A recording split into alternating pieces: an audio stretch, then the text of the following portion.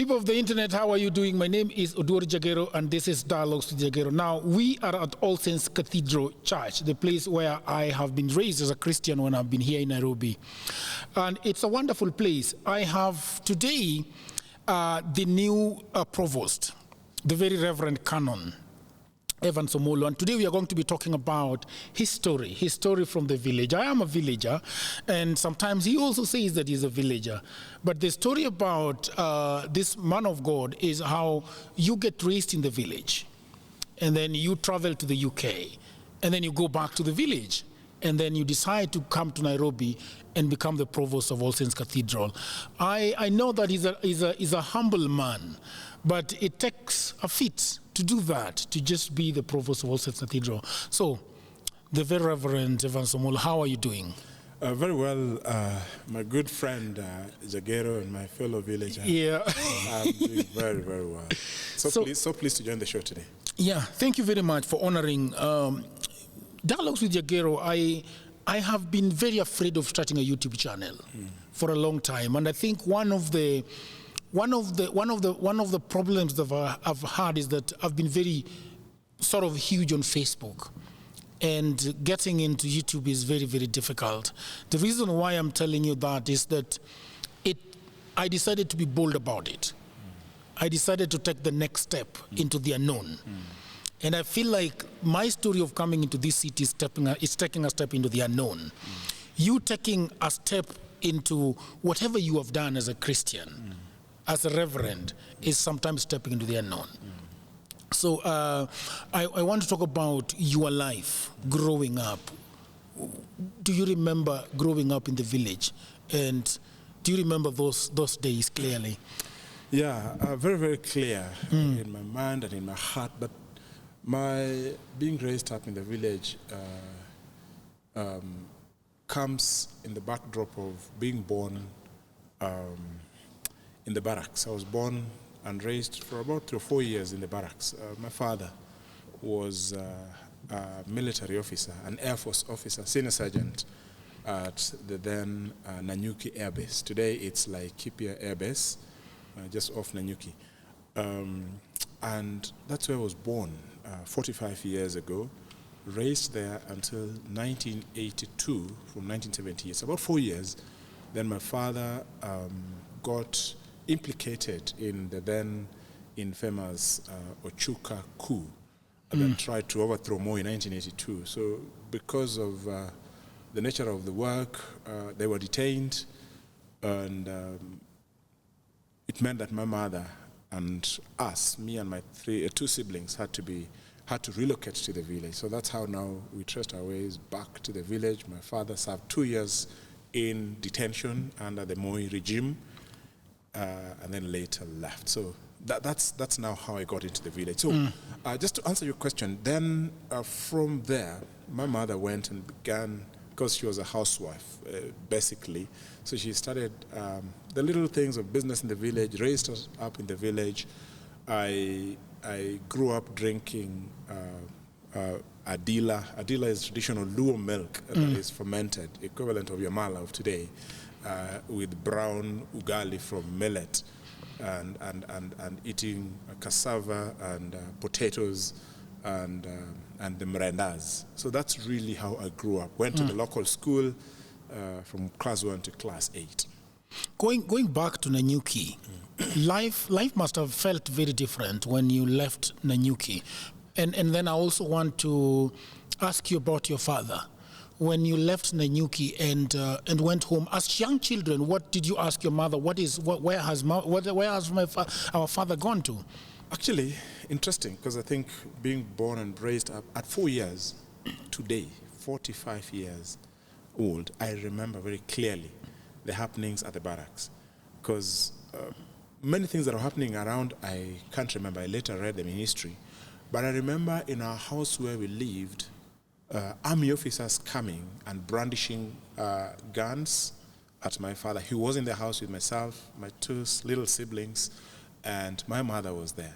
And he surrendered. He raised up his hand in a surrender mode. The army officers guys came, asked him where his gun was. He pointed under the sofa, removed his AK-47, and handed it over. So those are the only images I remember him surrendering and him being bundled in a vehicle.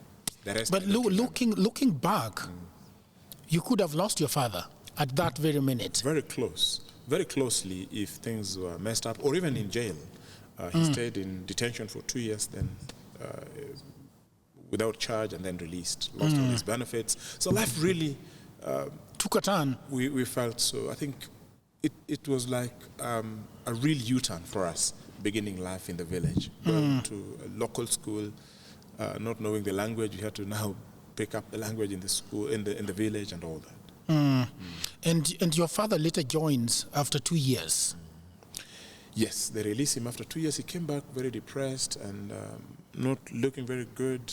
I think life in the army, 15 years in the army, enjoying all the privileges and of course the wealth. And then he comes back to the village without anything. Nothing. You know, it's like being dismissed.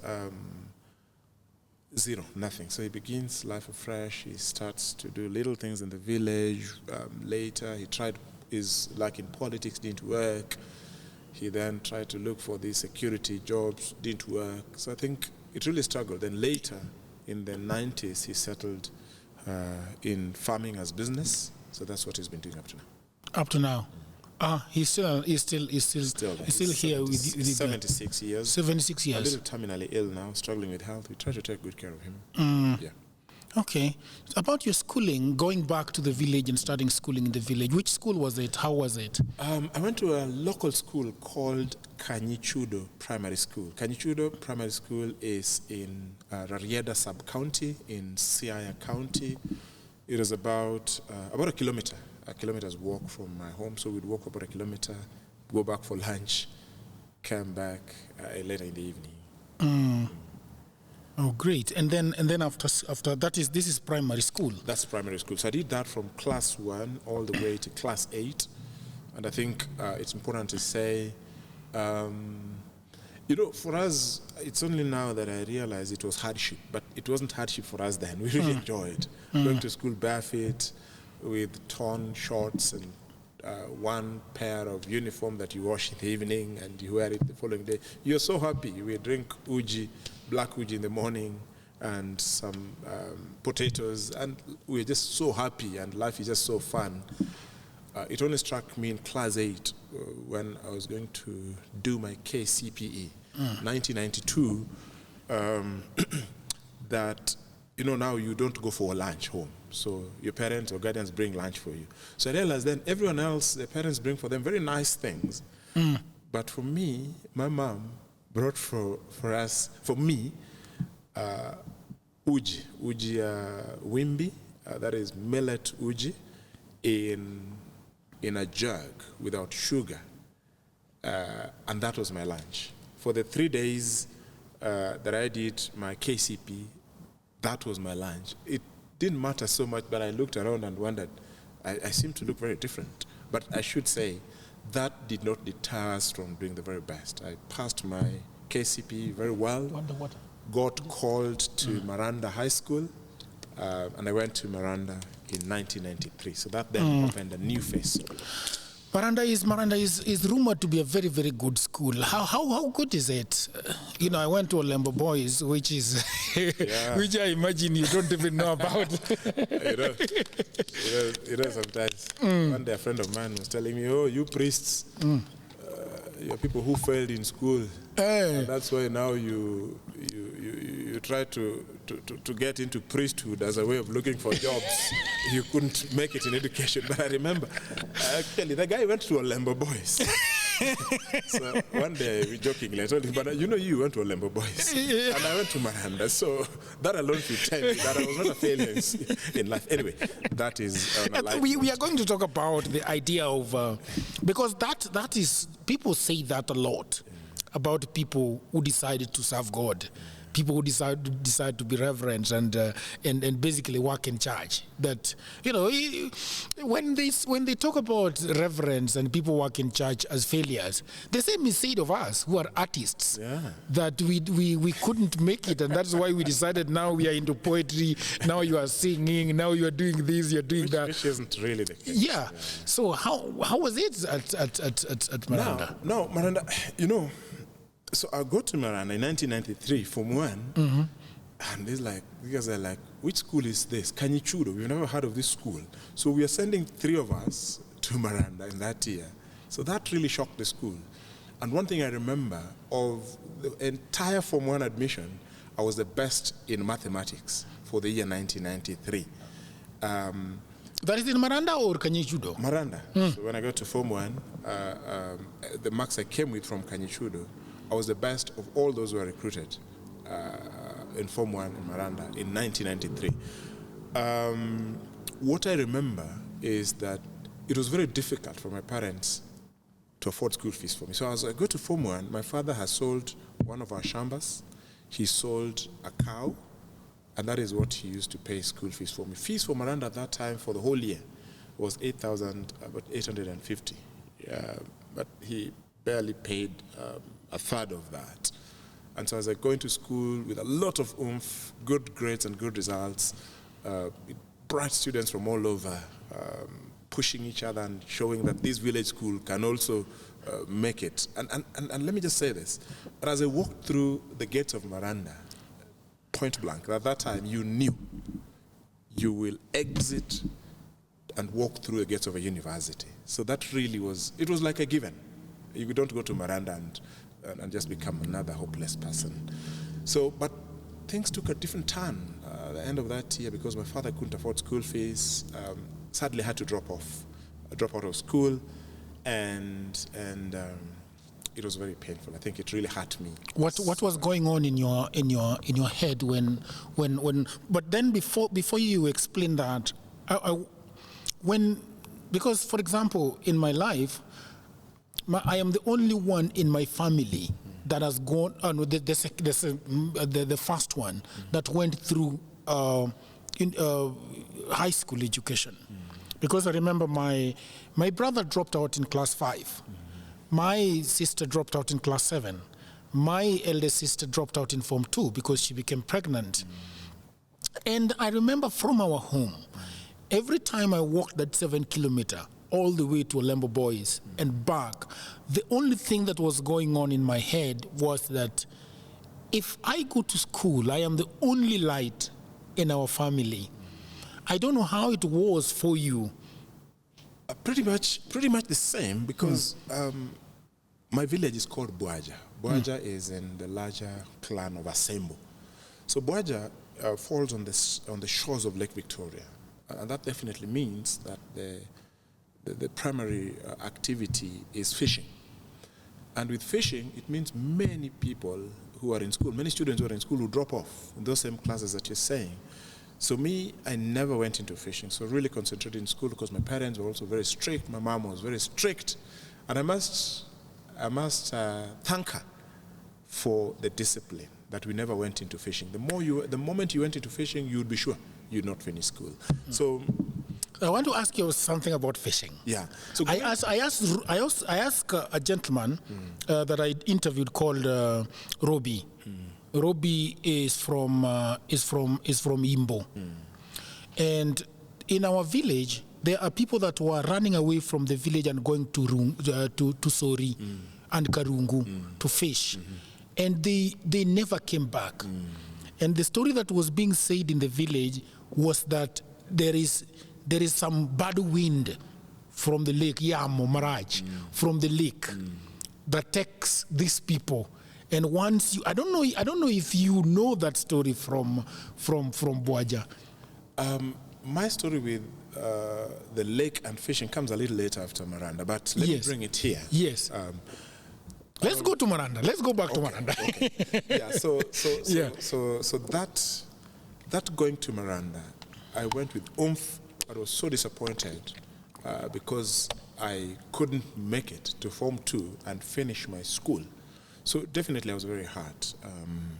along the way, I started having eye problems and all that. So came home, 94, stayed home, 95, 96, 97. Then back to 96. So when I'm out of school, I'm so angry with myself. I'm so angry with my parents. I'm so angry with everyone who was able around me, who, in my human thinking, I thought would have supported me with education, but never did. So I'm suffering from esteem issues. I'm suffering from lack of purpose, and life is not very good. I became very timid, I think sheepish, and the oomph, the vision, the desire to be better completely died. Then the U-turn came on the 14th of May, 1996. Do you remember even the date? I remember, because that was the make moment for me.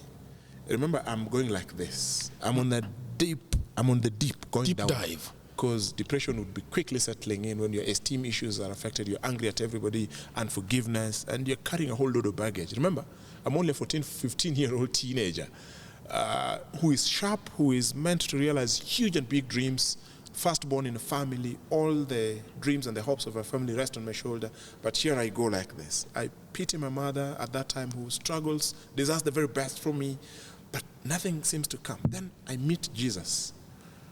On the 14th of May, 1996, a young man, passionate evangelist in my village, Mr. Tom Obiero, shares the gospel with me.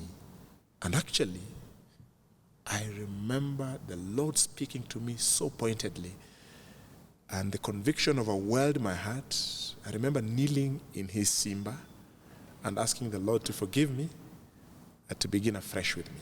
That, Jagero, was the make moment for me. So whatever is happening in my life today traces its roots from that moment. Not the Miranda, not the village, not the barracks, but from that moment I made a decision for Jesus Christ. What happened to you? Because I remember in 1998, my family was going through a very rough patch. My father had just been laid off as an accountant in Kisumu. He was depressed. He was a drunkard. My mother was sickling and in and out of the hospital. She was selling changa, and it was very, very tough. I was also told the same story by a gentleman called Jeremiah. Told me, let's go for kiche. Little did I know that it was prayer and fasting. So we stayed there. The last meal was on a Friday, and we were getting out on Sunday. A poor villager who is used to and this guy just preached and said that, something can happen in your home. And the only person that can make this turn around is Jesus. So he said one thing: if you want to surrender all this burden to Jesus, come and kneel down in front. And I went there and knelt down, and for a couple of minutes people just prayed, and unbeknownst to me, everybody had gone back and sat down on the pews. I was alone there praying, and when I came out of where I was kneeling, and I looked at the window, and I saw something new. And so even right now, a lot of my friends are like, we don't know about Christ. I don't care about Christ. I mean, there are so many atheists around me, even my very close friends, who say that I don't care about the church. I think the gospel is a lie. But for me, every time they say that, I always tell them, I have an experience.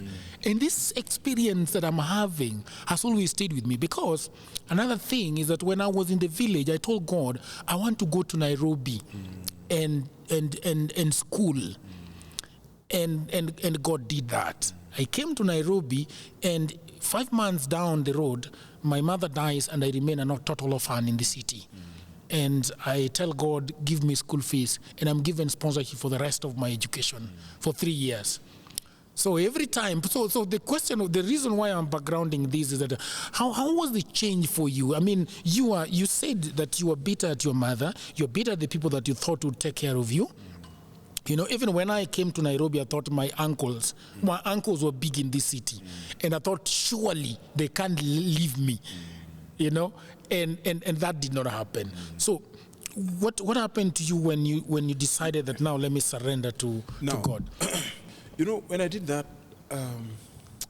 it was really a supernatural experience. It was at 4 p.m.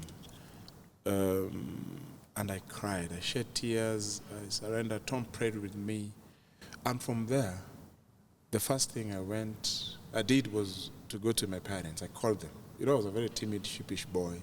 So even calling my parents that I want to share something with you was really out of the ordinary. So I sat them in the sitting room and told them, today I've made a decision to accept Jesus Christ as my personal Savior.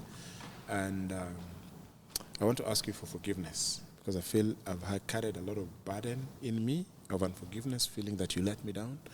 But I want to ask you to forgive me from today. So I sought that forgiveness.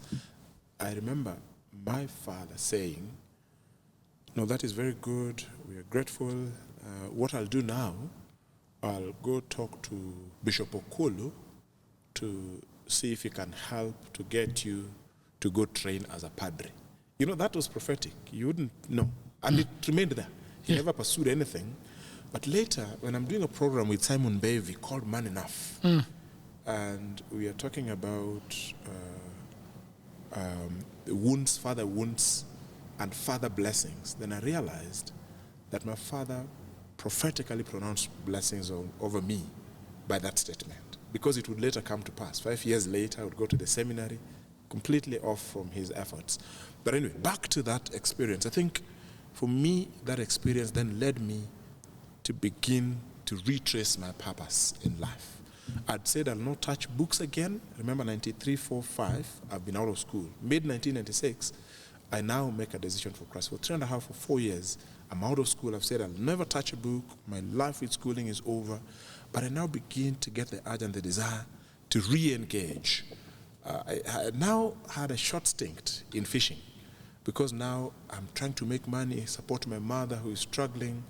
So I started fishing. So 96, 97, 98, 99, 2000. I'm fishing in the lake. Did a lot of fishing with my good friends. Many of them I meet in the village today. They wonder, whatever happened to this guy? They still fish, but they wonder, whatever happened to me? So during that stint, actually, people really laughed at me. I remember one day going to bathe in the village. We would bathe in the open, in the village, everybody there. So I walk towards the shore, and they're talking about me, and they don't know I'm coming. They say, oh, son of Omollo, Juzi, ameokoka. This is just out of desperation from not succeeding at Maranda. So he's helplessly wanting to clutch on salvation and the church, that would help him. You know, I had those words. But you know what I said? Lord, if getting saved is hopelessly clutching on you, then I want to, so that you may make a difference. From there, the Lord made a huge lot of difference. In 2001, the Lord opened a huge door for me to go back to school. Huge door that now also set me on the stage to these other things. You were out of school for 3 years or 4? I was out of school for 3.5 years, potentially. 3.5 years before I got saved. So track 94, 95, 96, 97, 98, 99, 2000. So 7 years, then 2001. 7 years out of school? 7 years out of school. Form 1 dropout at the end of Form 1. I never stepped into Form 2.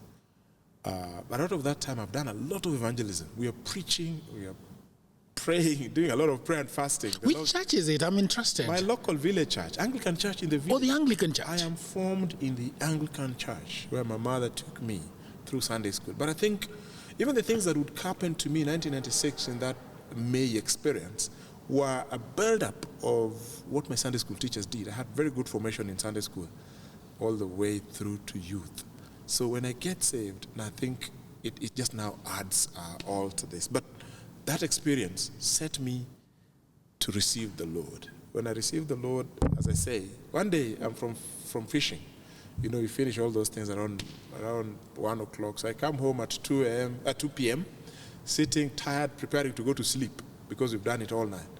Then I see an old mzee walking from my father's gate and coming up. He's called Alando Oido. So he comes and hands me a letter. I'm like, okay, what's this? So he says, this one is from the Reverend Dr. David Cordia. He's requested me to bring this letter to you. I was with him in Kisumu. So I opened the letter, and the letter says, shockingly, that you have been given admission to go do theology for 3 years at Carlisle College. There is a sponsor for you from Crosslinks, and please clear with your other assistant bishop so that you may report on the 7th of September. This is about May.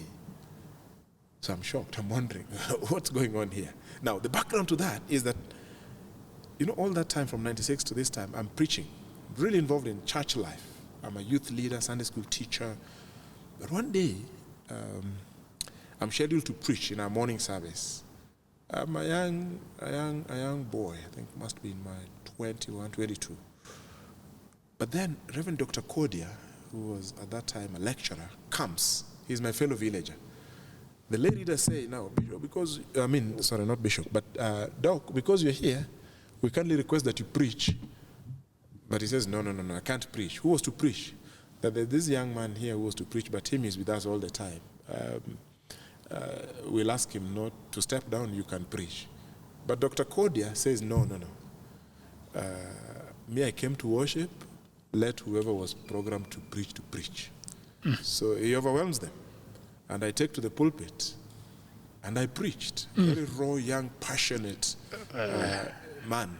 I preached. And after the service, we don't talk with him. I realized later he asked, who is this young man? This is son of Omollo. He went back to Church Army on Jogoo Road, where he was teaching. And my maternal cousin, the late Hezron Orlando, was the personal assistant to the principal of Church Army, who was a Muzungu. And he tells Orlando, you know, I met your cousin. I was in the village. I met your cousin. And that young man is so gifted. He preached so well. Now, we are here. You and I are here. How can we get this young man scholarship to come and study theology to become a padre here at Church Army? So now that's the conversation that now enabled them to get scholarship for me from Crosslinks. So that's how Orlando Oido brings me this letter that sends me to come to Nairobi.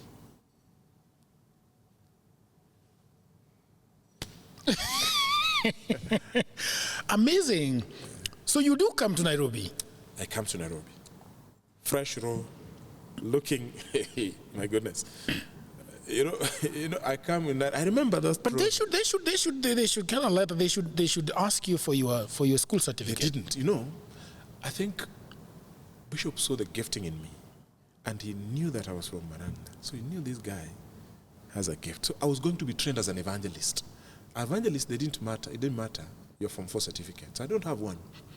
But they take me on the strength of my giftings and the recommendation of the bishop and what he's seen me do. So, do you know, I went to Bishop Angela graciously, God bless him. Bishop Angela looked at me, analyzed, and said, you know, this young man has a future. Though he didn't do Form 4, but he has a future. The panel that was interviewing had a lot of doubts about me. We don't have Form 4 certificate, that's a prerequisite. But Bishop Angela vetoed that.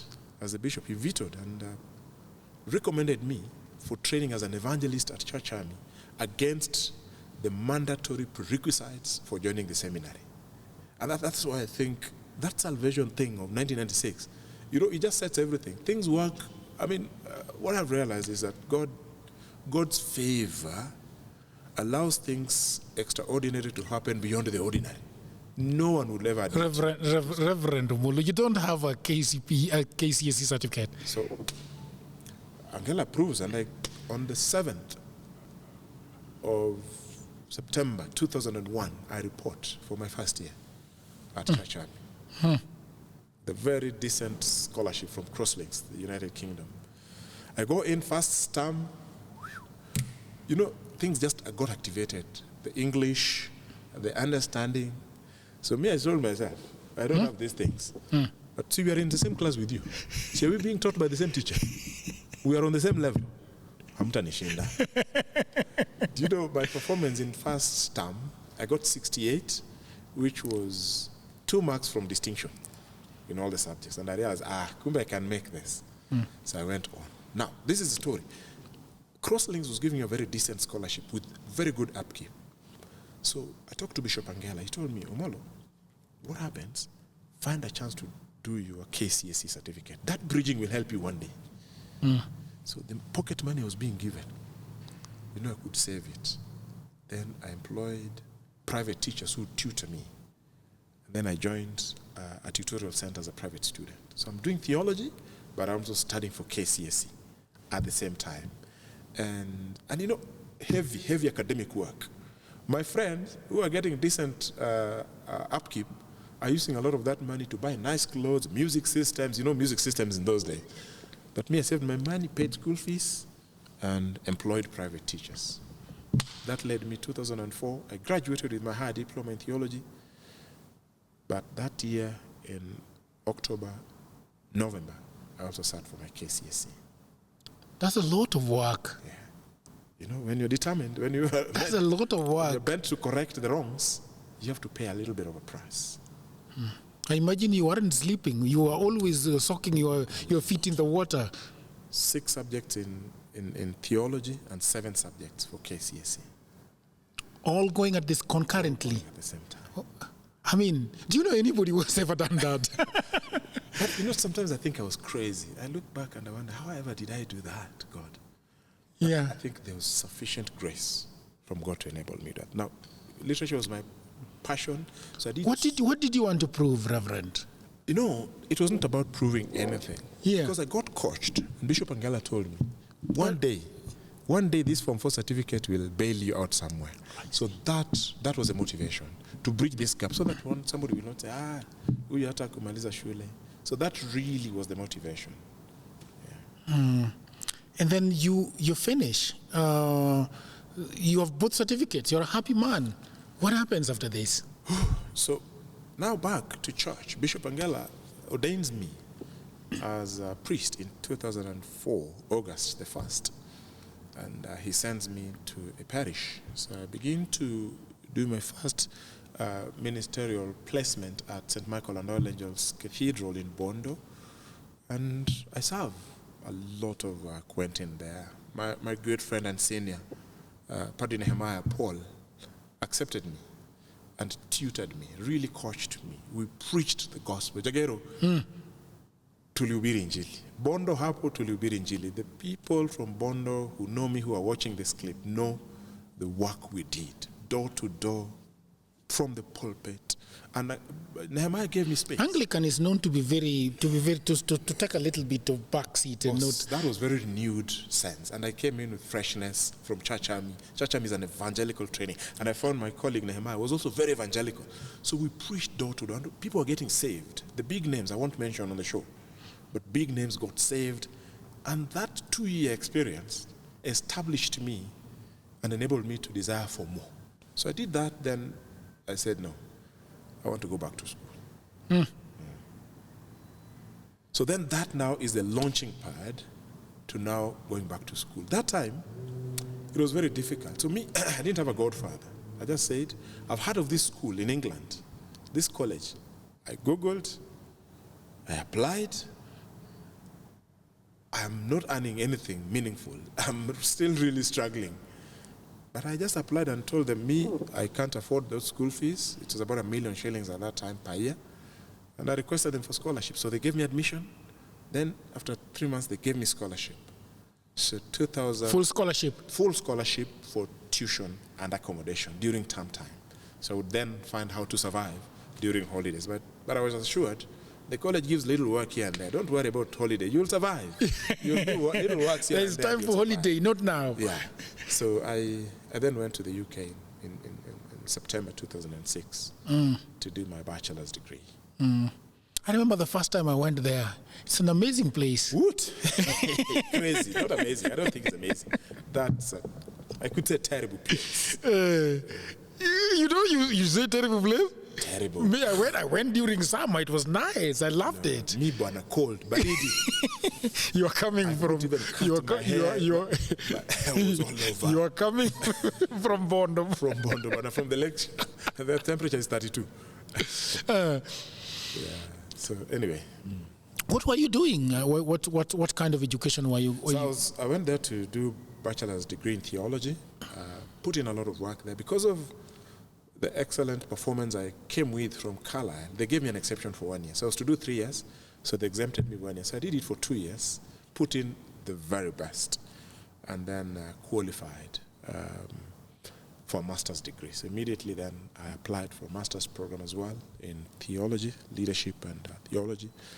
And I also got admission. For masters now, I applied for my own scholarships here and there. Lots of them.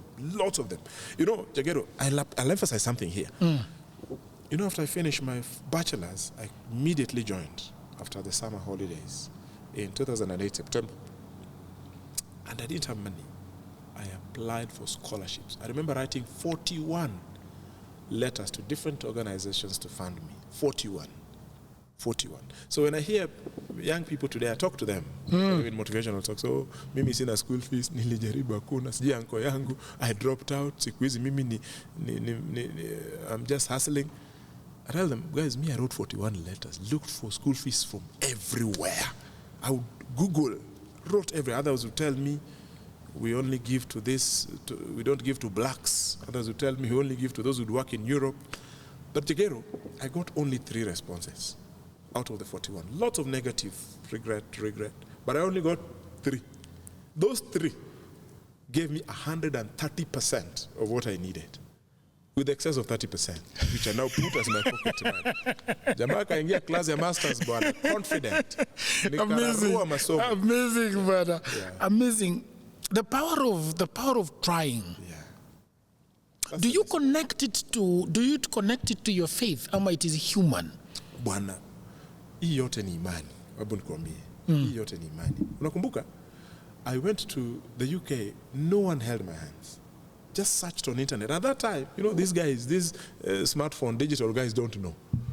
That time, internet is so expensive. There's only Poster.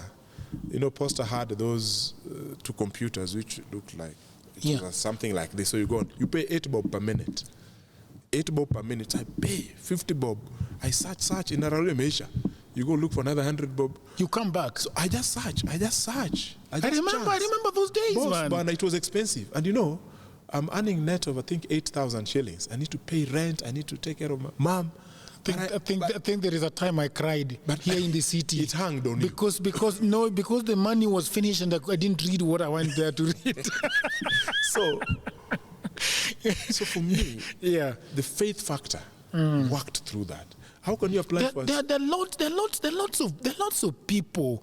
And then when we started talking about this, I told you that every time my friends around me said that there is no God, that there is no faith, I always tell them that, but I have a testimony. Yeah. I have an experience with this thing. That prayer that you make that little one. So in the UK, you know, where I lived was in the village, so there were lots of woods, and there was a prayer walk. It was 3 miles, which is about 5 kilometers. You were in which city? I was about 40-something miles north of London, in between London and Cambridge, right in between there, a place called Hertfordshire. So the local town was called Ware. I would go for prayer walk for 5 kilometers, praying, Jagero. In the woods, you are alone. You don't need to wazungu there, wameshikana. Some are kissing themselves in that corner, but you are alone, walking in faith and telling God, I'm in this foreign land. This is during the course of your 41 letters. You are activating faith. You are activating heavens to respond. And I tell God, I am in this foreign land. You know where I come from. You know my mother. You know how my mother, Milka, has struggled for me. Her dream for me was to be a conductor. You know how my father failed in the military for mistakes that were not his. You know the background where I come from. The hopes are on my shoulders, Lord. You can't afford to share me in this foreign land. But now we do lots of prayers, morning prayers. Were there any other African friends and cousins that you wonderful friends from Togo, my friend Bishop Gademu. We would pray with him, my good English friend, Nathan Blackaby. A lot of even Chinese friends who are very spiritual. So we'd form prayer groups, we would pray together. So mostly I do prayers alone. I love prayer walks. And that's where I learned the power and the beauty of prayer walks in the woods, in the trees. And I know the great miracles God does in our lives is not about us, but there is something you put in. So for me, all this I connect to faith in the Lord Jesus Christ that opens impossible doors that can never be opened otherwise. Then after you do your masters and decide that you're going back to Kenya, you go back to the village. Yeah, now it's important. I've shared this when I'm preaching from the pulpit here, that there's a lot of temptations to stay in the UK.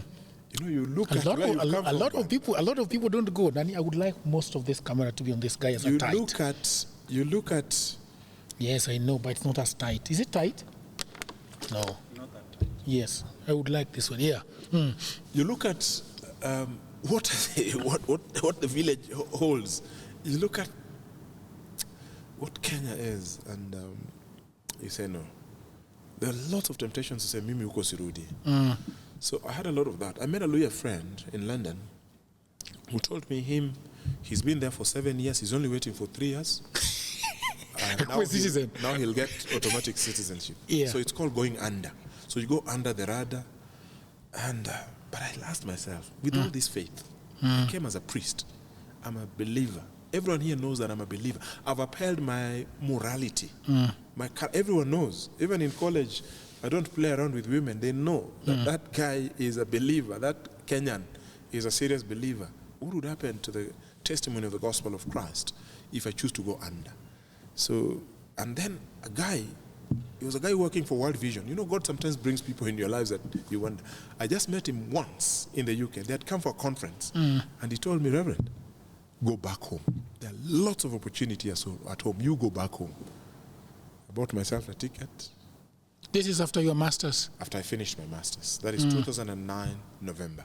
Landed back on the 4th of November, 2009. After being in the UK for? About 3.5 years. To go back to Bondo? Yes. So I come back. I remember landing in the airport, but that these Ubers or things. So taxi is expensive and all that. So I come to the city, connect to Kisumu. From Kisumu, I couldn't even have a taxi. So my brother comes to pick me up. We get into a matatu. The matatu is not moving. I'm from the UK. And so what we do, I said, let me pay for all these seats. So I paid for all those seats. The matatu brought us, the two of us, from Kisumu to Akado. I can't find a taxi. I want to go. You are also trained on tissues of timing. But this guy is still bebaring people. But they are not coming. Yes, every stage, I want to go home. I'll pay you all those empty seats. And we came. So I come, stay around then, Bishop Cordia. Now he was Reverend Dr. David Cordia tells me, Bwana, I want to give you an opportunity to teach in the local theological college here in Bondo.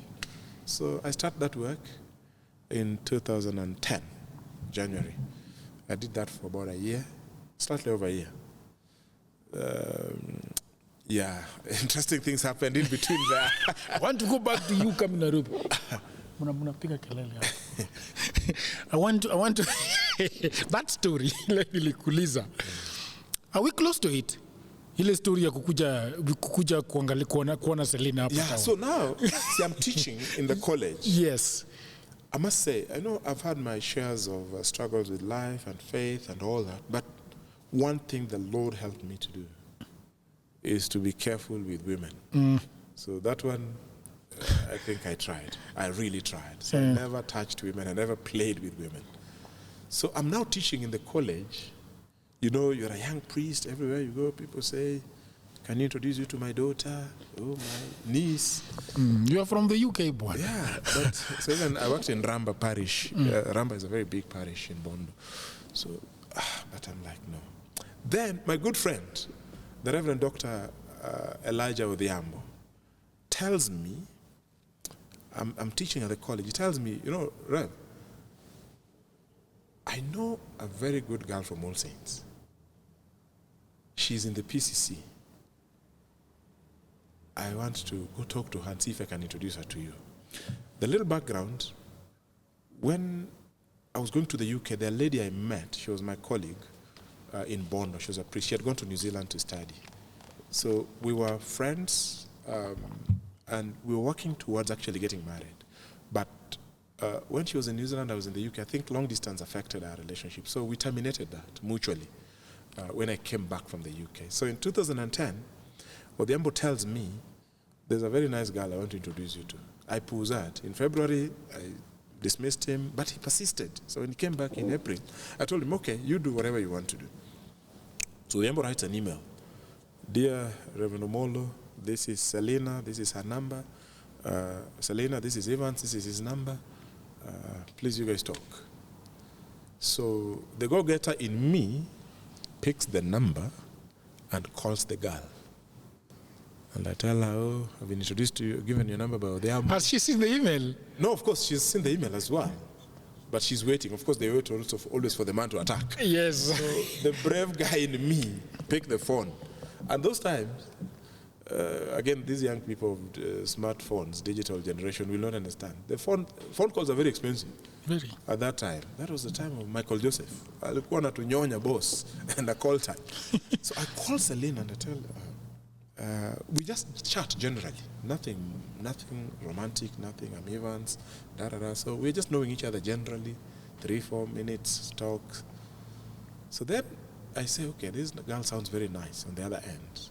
I want to go see her.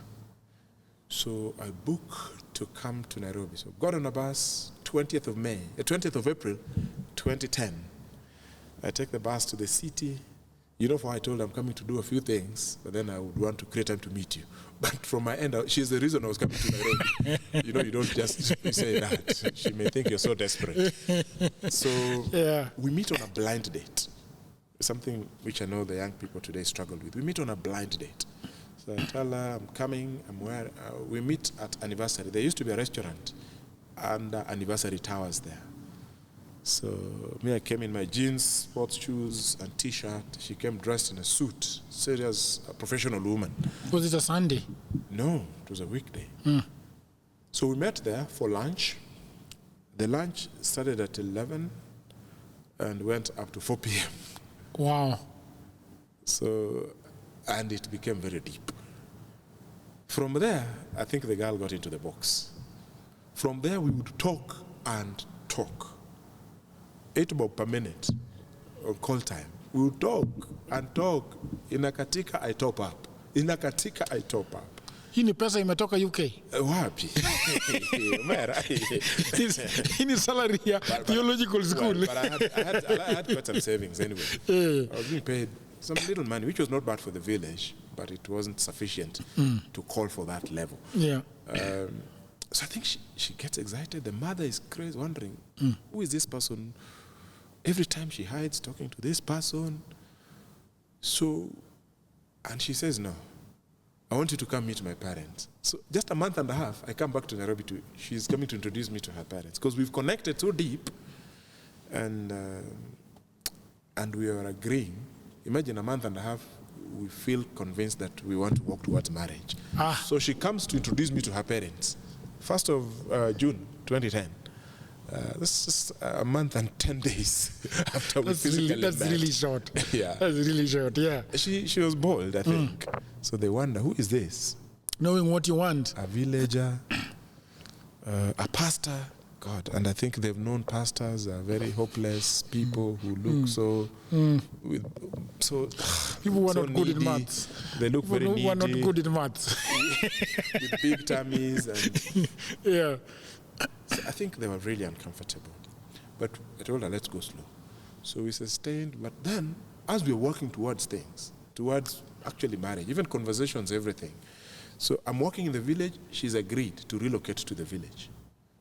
She's just finished her master's. Should you guys get married? Or? Yeah, should we? You know, we are serious with faith. Boundaries are very clear.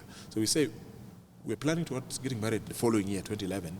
But as she's convinced, she will come to join me in the village once we get married. Wow, how bold. Yeah, and I think she was very daring. And I think that boldness will contribute later to who we are today. So she then says, no, bring your parents to see my parents. So I arrange with my parents, they come with my cousins. So we go to Spring Valley on the 27th of November, 2010. Yeah. Formal introduction. That's what now we call formal introduction. We went for that introduction to ask for the hand of the girl in marriage with my cousin Bona. And hey, they are really struggling. Her parents are really struggling. What's going on here? Yeah. They don't get the head, nor do they get the tail of They it. thought you should get married to an engineer, doctor, lawyer, those top-end non-priestly guys. So we actually convinced them we want this girl for marriage. So the following year, we were planning to get married in June. Then the miracle happens. Huh? You know, I think this girl invested a lot in faith, and she believed that I was the right person for her. Because many people she was meeting were not believers. They were good, moneyed, but not believers. But her definition of a husband was somebody who knows the Lord. So we are working towards now high gear, beginning of 2011, because we're getting married in June. Then in March, I get offered a job in the office of the Archbishop. Pulls me off from the village, and I come to Nairobi to now begin working in the as the Anglican Church of Kenya head office as the mission director, which I think was a blessing. It changed the whole trajectory. And she was super excited. And for her, the Lord had answered her prayer. And for me, I feel the Lord honored her and just said, I'm pulling off this guy from this place, bringing this gift to you, closer to you. Yeah, that's how I then ended up coming to Nairobi. It's like the story of the gentleman that was told that you go and kill your son. And then when he raises the panga and the sword, the God tells him, no, there is a sheep over there. It is sort of that kind of... So I think Selina's faith changed a lot about me. And when we were doing the ceremony for my installation, I shared that in brief. And I said, this woman has invested a lot in faith. That is the reason I'm where I am. There is when people are getting married, or people are looking at suitors, and people are looking at people, there is something that is usually said of women, that you should look at the potential, and some people really don't like the idea of looking at the potential. Yeah. But do you think it is a good thing? Look at somebody, measure them, and say, there is a potential. There is a tomorrow here. You see, and I think some of it is risk. For me, she risked to marry, quote unquote, a poor villager like me. And that risk paid off. And faith is always about risk. She saw, as you rightly say, she saw potential. A potential to be nurtured, to be grown. You tell most of our girls of today, they'll define for you the man they'd want to marry. They must be driving, they must be earning this, they must be living in this type of neighborhood.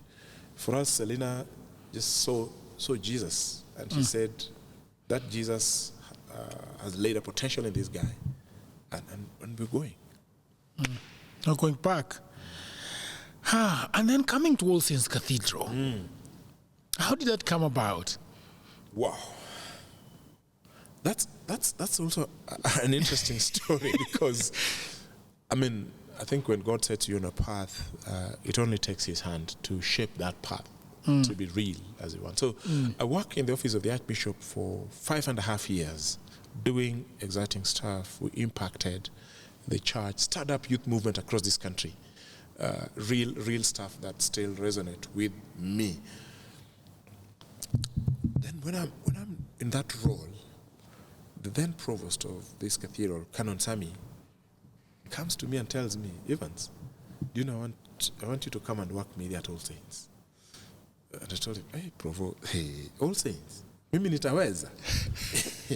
and I used the word, which I think I've said elsewhere, even before the elders, that I think Allsaints iko na wenyewe. Mimi nitaweza. He said, no, I want to work with you. So that's then how we went through the interview process. Then the Archbishop Bukala appointed me to come here. So that's now how I ended up coming here. And then you can now just see the dream. Selina was working, was a PCC member at Allsaints.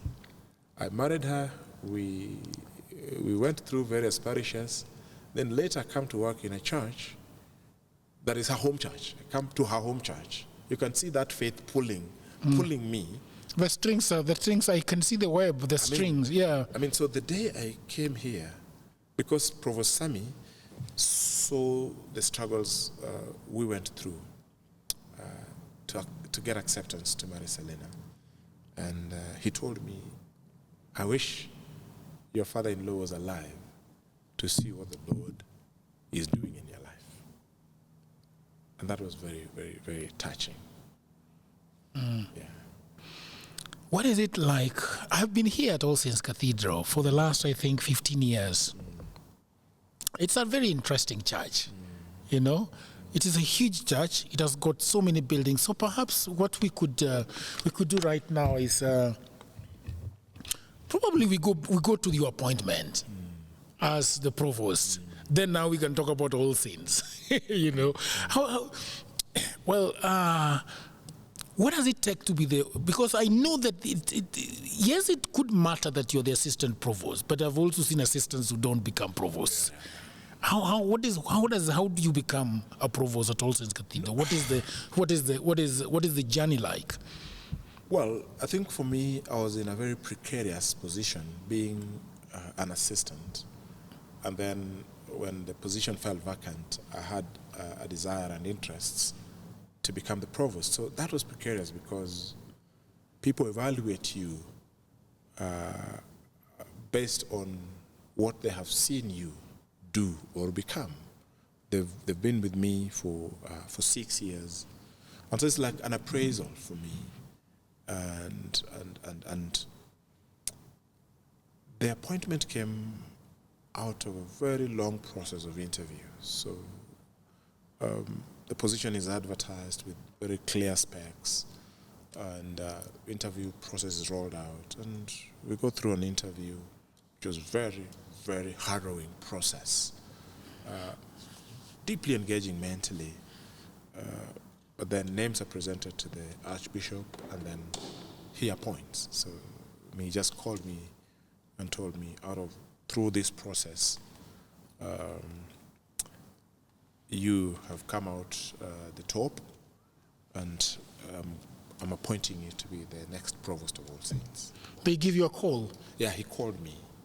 He called me. It's a very professional process. All Saints runs a very high corporate recruitment process, like what you'd see in Safaricom, what you'd see in top corporate organizations, guided by real top-end professionals with a very dedicated top HR person. So it's high level recruitment process. So he calls me and tells me that. So interestingly, he called me on my birthday when I was just turning 45, and told me, I'm appointing you the next provost. What happened when you saw that call? I wondered because I was like, it was a very tight process. So you think it's going to be, we're sorry, Evans, you did very well, but you stand to fight another day. But then he tells me, out of the process, you're the best, and therefore I am appointing you the provost. That was on a Friday. I'm coming on Sunday to do the announcement. So emotions ran over me. I remember struggling to respond from the other end and tearing, and it was an 11-minute call.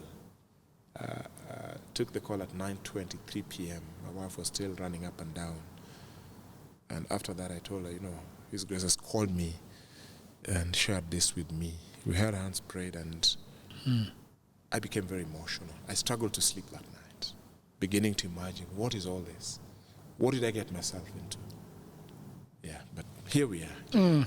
Congratulations. Thanks, Jagger. Congratulations. Thanks, I was very happy when I heard that you're the new provost of Allsaints Cathedral. It is a big church. And having just finished the CTC, and I know that the CTC, the mantra with the CTC is 1 billion children for Christ. And perhaps as we wind down this interview, what do you want to do with Allsaints Cathedral? Allsaints Cathedral is very connected to so many things. It's connected. It's what do you want to do with All Saints? Jagero, as we come to finish off dialogues with Jagero, I must first say, answering that question, saying that there is a very beautiful congregation here in the church named after All Saints, a very supportive family of believers who, as I said during my installation, welcomed me, loved me, supported me, gave me space to serve them as their pastor, alongside my other very, very gifted colleagues. And I've served among incredibly supportive elders who are governors. And I think they demystified for me the notions I had of All Saints, of belonging to certain people, because they allowed me to exercise my gift. They coached me, mentored me in the most excellent management practices. And so as I take on this new role, which is incredibly intimidating, huge, and scary at the same time, but also exciting, my desire, which I spelled out in my 10-point blueprint of what I desire to see at All Saints, is to anchor the cathedral on a robust foundation for ministry. I think from where I sit, we've done incredibly well with infrastructural development. We've done well in many other spaces. But one space that I want to invest in is ministry. And therefore, I desire to shape, first of all, the CTC to be a robust ministry hub, a center that models excellence in ministry to children, to teenagers, that becomes a springboard for our numerical growth. And we want to connect CTC growth to the city and to the world, to institutions around us, to schools, to colleges, to be avenues for us to numerically grow the church, but also set it out as a center for best practices, for benchmarking, and a place where we'll use the digital space to impact the world in realization of our billion Children for Christ dream. There are many other ministry components around which we hope to drive, supported by the wonderful members of this church. Amazing. Thank you very much, Reverend. The Very Reverend Canon Evans Omollo. Thank you very much for sitting down with me. When I asked you if we could do an interview with you, I know you were just starting the job. Things are very busy, but then I decided to take this window of Mandamano and sit down with you and talk about. I want to say congratulations and big up to Selena because I've known Selena for a very long time. A very tough lady. I think Selena gave us a lot of sweat here at the cathedral, because Selena is one man because we were men here, and Selena would stand up to us like we were like, gee, we were many, but she would stand up to us and tell us that this is the direction that I think we should take. So I think you're in the right place, Yeah. So congratulations again. Thank you very much for honoring this interview. And now I want to talk to the audience. People of the internet, you've heard about the faith of the Very Reverend Canon Evans Omollo. Thank you for watching this episode, and I hope you liked it. Please, I ask that you may comment, leave a comment behind, subscribe to this new channel, and hit on that notification, bell. And until another episode, thank you very much, and bye for now. Bye-bye. Cut. Hey, man.